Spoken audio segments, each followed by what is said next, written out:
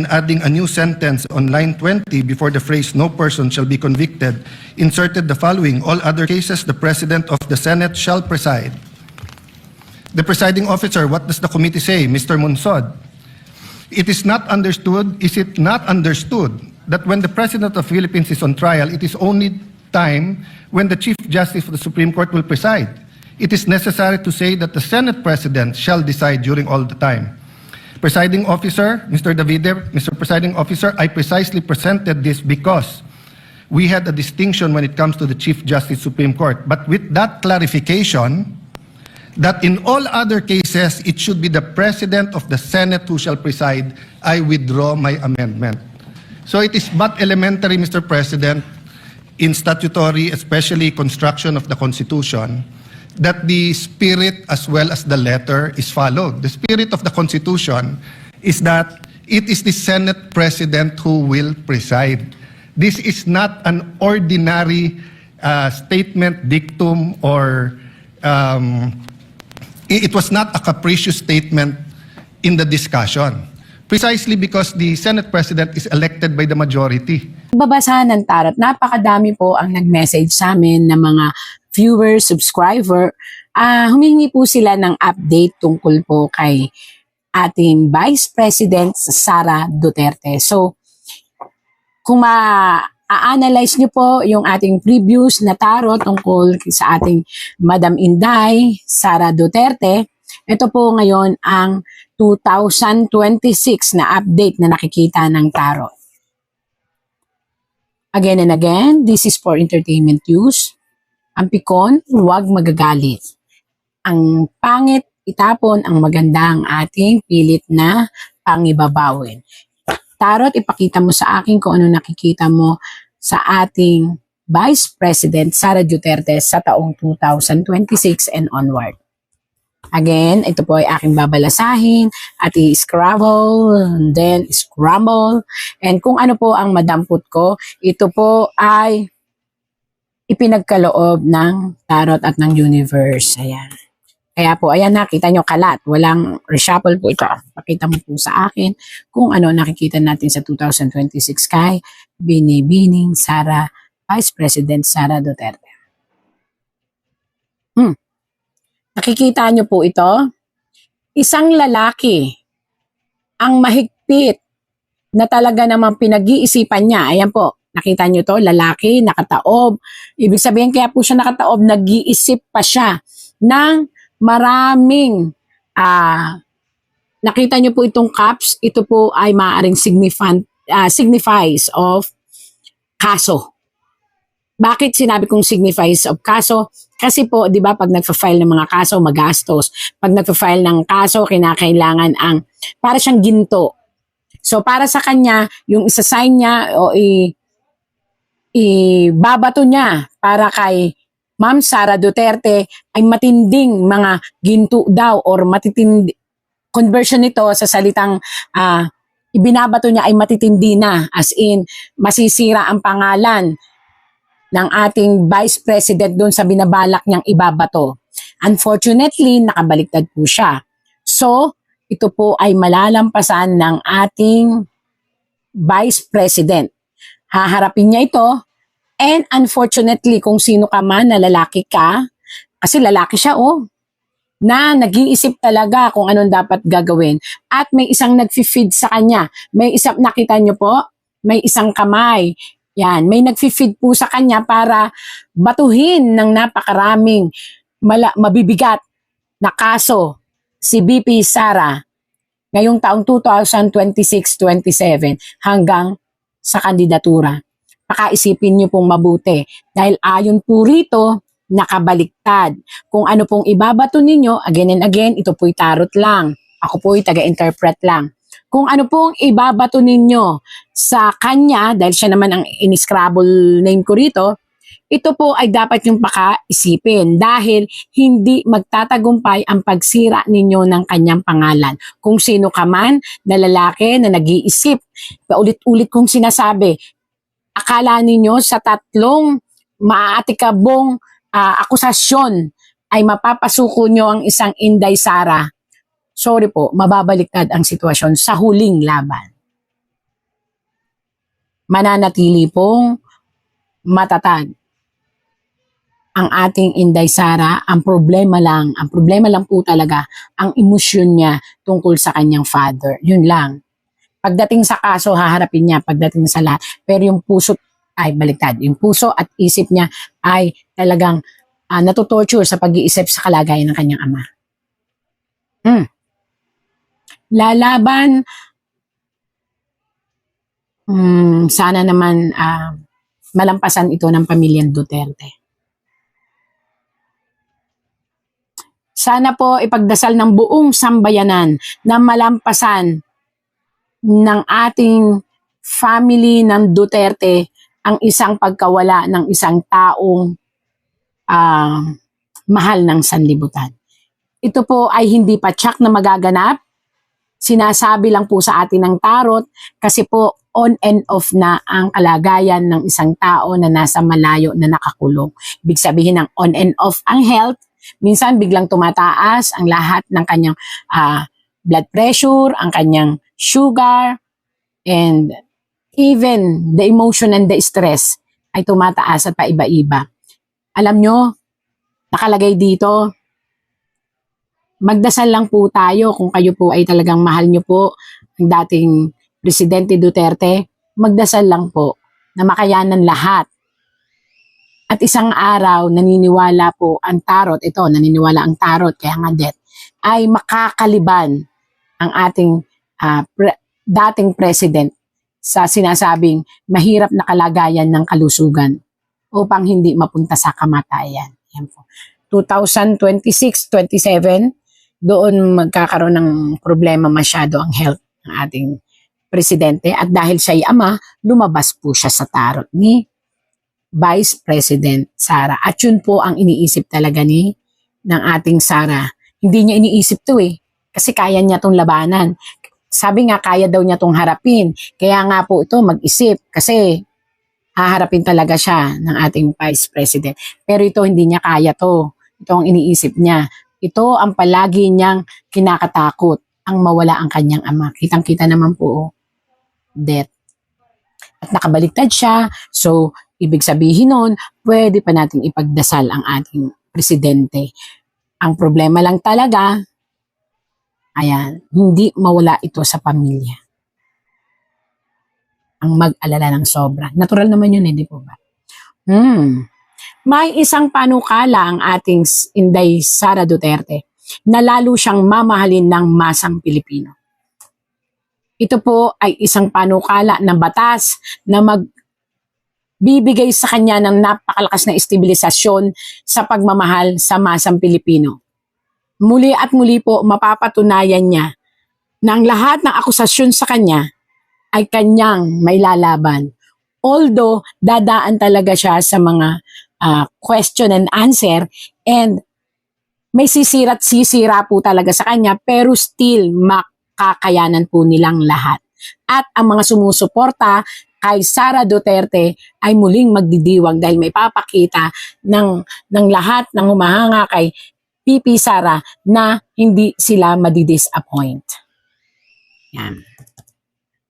Dahil ito po isang matinding parangal na gaganapin at ipagkakaloob ng mga bansang may sinasabi.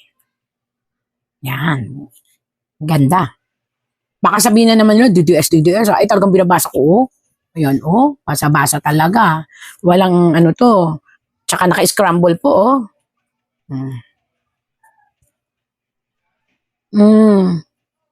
Kaya lang po, ang inang bayan, ang dami talagang sumusubok sa katapangan at sa katatagan ng ating Inday Sara. Mag-ingat. Ingatan nyo pong mabuti at huwag kayong lalayo at aalis ng walang kasama. Meron po ditong isang babae na hindi ko po maintindihan tong babaeng ito. May isang kausap na kilalang lalaki na nasa gobyerno rin po, gobyerno, na may masamang parang meron silang binubuo. May binubuo sila na isang hindi ko po kilala tong babaeng to pero itong babaeng ito ay matindi ang galit. Hindi lang sa kanya kundi sa ama. At isang lalaki na nakaupo sa trono. Hindi ko kilala kung sino to. Marami naman trono, politiko, politika. Pero ito'y may sinasabi sa politics, ang may binubuo na isang obra maestra. Pag sinabing obra maestra, pinag-aralan, ito ay kumbaga sa ay talagang sinasala. Ayan po, paano ko nalaman? Ayan po, may dala silang sinasala ng mga taong ito. Yan. Upang, siya'y papanagutin sa isang sitwasyon. Paano nalaman na sitwasyon? Ayan po, more on pera to pera ang ibubukol sa kanya, pera. At ito namang isang ito is travel. Pera, travel. Paano nalamang travel po? Ayan po. Ito po ay parang ayon siya na pag pinukpok is parang ganon. Signifies po yan ng hangin na mabilis. Pwedeng travel, pwedeng sasakyan, ganyan. So, pera ang ipupukol at itong travel. So, hindi ko alam bakit lumabas yung mga travel dito. Ipupukol daw po na may kasamang pera. Siguro ang interpretasyon ng tarot, siguro po ito marami interpretasyon itong segment na to. Maaaring yung kanyang mga transpo o yung mga ginagastos niya o yung paglabas-labas niya ng Pilipinas ay ibintang sa pera, kinumbert sa pera. Or maaari rin naman na maraming nawawalang fund na unrecognized, hindi ito na-recognize sa panahon niya. Pero ibabato sa kanya at ito po ay again and again, malalampasan niya at may papaliwanag niya. Kasi siya ay, yun po ang pagkakamali ng mga kalaban nila. Bagkus nyo po silang isuong sa apoy, bagkus nyo po silang apuyan or igisa sa mga kaso, bagkus po silang nahahasa. So parang ang nangyayari, hinahasa nyo lang po ang ating VP Sara para maisaayos niya ang paghahawak ng Pilipinas pag dumating ang panahon. Ayan po yun, pag dumating ang panahon, para ako nagkukwento. Na para pagdating na panahon na ipagkatiwala sa kanya ang Pilipinas, ito po, makinig po lahat totoo po to, ay hindi tayo mapapabayaan. It should be the President of the Senate who shall preside. I withdraw my amendment. So it is but elementary, Mr. President, in statutory, especially construction of the Constitution, that the spirit as well as the letter is followed. The spirit of the Constitution is that it is the Senate President who will preside. This is not an ordinary statement, dictum, or it was not a capricious statement in the discussion. Precisely because the Senate President is elected by the majority. As an example, when Senator Pimentel did not like the vote and did not vote with the majority, he offered to resign. So the point, Mr. President, is this. Number one, institutional integrity. We need to protect the legitimacy of these proceedings. Even with the substitute presiding officer acts fairly, a conviction or acquittal reached under constitutionally defective process would invite judicial challenge and cast doubt on the validity of the entire trial. Do we want to go 30 weeks? If we follow the number of days submitted in the pre-trial, 62 and 30, and 3 days every week, so 30 weeks yon. Then after the 30 weeks, we'll end up in the Supreme Court kasi kune-question natin kung tama ba kung sinong nag-preside. Why is it important? Why can't any of the 24 preside? Remember, under our very rules, hindi ko nababasahin para mas umikli. In our very rules, the presiding officer can decide on the spot, or he can throw it to the body, or he can call a caucus or whatever you call it, to be able to decide. And we experienced that during the corona trial. And that's one reason why everyone acclaims the late Senate President Enrile, not only because of how he carried it himself, but how the consensus and how he carried it with the minority. Secondly, jurisdiction and regularity. The Senate's jurisdiction over an impeachment trial is constitutional. The exercise of jurisdiction must conform to the Constitution, and the Senate's validity adopted impeachment rules. We cannot say we're following the Constitution, then we will not follow the Constitution. If the Constitution and its framers prescribe who shall preside, who are we to change the Constitution here today? We cannot enlarge or diminish the Constitution arrangement through internal rules or through ad hoc resolution. Lastly, due process. Kailangan malinaw po sa lahat ng partido, both to the prosecution and the defense, kung ano yung korte, kung ano ang two-thirds, kung ano ang charges, kung sino magpre-preside. So kung now, during the first day, we're going to change who's going to preside, and it's against the Constitution, what more changes are we going to do in the next few days? Ano ang limit ng pwede natin palitan sa Constitution at hindi? The authority must come from the Constitution or the governing law, not from the vote of a tribunal. A litigant is entitled to have the case heard by the decision maker, designation by law. The law cannot say that ang mag-hear kay Senator Marcoleta ay Sandigan Bayan, tapos sa Court of Appeals natin siya dadalhin. Hindi pwedeng sabihin sa RTC dapat i-hearing si Juan de la Cruz, tapos sa Sandigan Bayan natin dadalhin. Hindi pwedeng sabihin tatlo sila sa CA, pero in this case, nagbotohan kami, isa lang kaming mag-hearing. Proceedings before a judge or hearing officer who lacks the legal authority are invalid regardless of fairness of the proceedings. A judgment rendered by court without jurisdiction is null and void and may be attacked anytime. It creates no right and produces no effect. It remains basic fact that in law, the choice of the proper forum is crucial, as the decision of a court or tribunal without jurisdiction is a total nullity. A void judgment for want of jurisdiction is no judgment at all. All performed pursuant to it and claims emanating from it have no legal effect. Tan versus Cinco, GR number 213054, June 15, 2016. Penned by Justice Perlas Benabe, First Division. The constitutional authority, Mr. President, is very clear. Now, let's put that aside for a moment. But we're not allowed to do that. But for a moment, let's put that aside, that the Constitution is not clear and does not tell us what to do.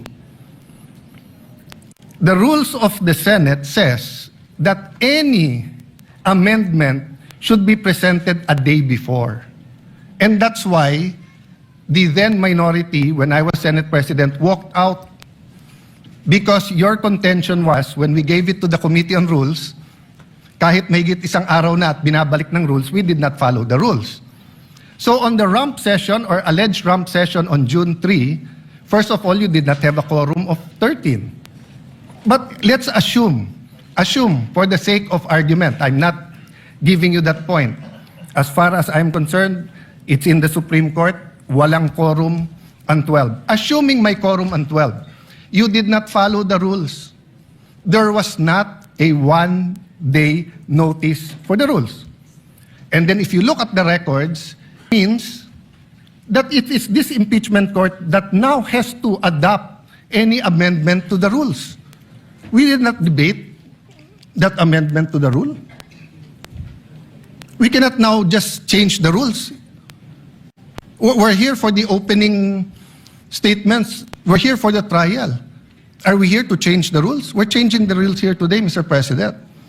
So, Mr. President, later on I'll ask permission to talk about yung two-thirds, because both the issue of the presiding officer and the issue of what constitutes two-thirds of all members is a threshold issue. Para maintindihan lang po ng lahat, lalo po sa mga kababayan natin na nanonood, Merriam-Webster, simple definition, a threshold issue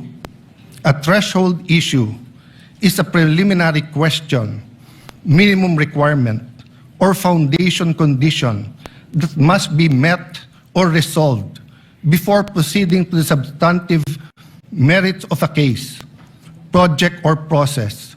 In this initial criteria, if this initial criteria is not satisfied, further action is typically dismissed or halted. I want to avoid that this impeachment trial will be declared null and void. I want to avoid walkouts. I want to avoid any delays, Mr. President. The Senate President is more than capable. He said he is willing. He said he is ready. He has been in many situations in his life that people say you cannot do it, but he is done well. He has studied. So what is the issue? Why do we have to vote for a presiding officer, Mr. President? Why can't we follow the Constitution? So the point of order, Mr. President, is that amending the rules, implementing a null and void rule, and violating the Constitution will endanger this whole hearing, Mr. President. So please rule on the point of order, and I hope that the Senate President, who is more than able, will preside.